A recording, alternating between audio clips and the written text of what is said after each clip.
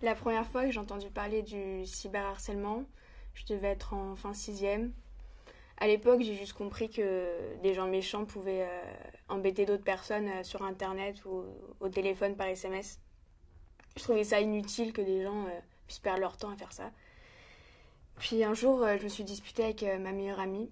C'était une grosse dispute et elle m'a dit des choses blessantes et humiliantes. Je savais plus quoi faire.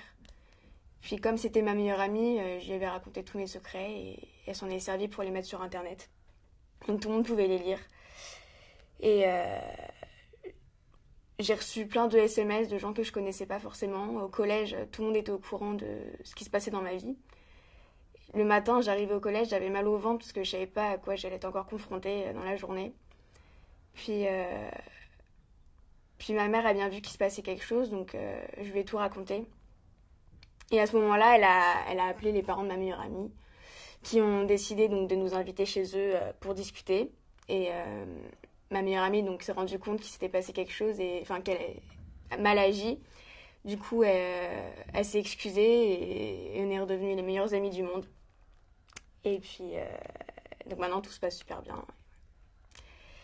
C'est difficile de sortir d'une situation de cyberharcèlement parce que ça se règle jamais tout seul. On peut pas, quand on est confronté à ça, on peut pas en sortir tout seul. Il faut en parler avec des gens, avec ses amis, sa famille, enfin ses proches, et pas rester isolé face à ça.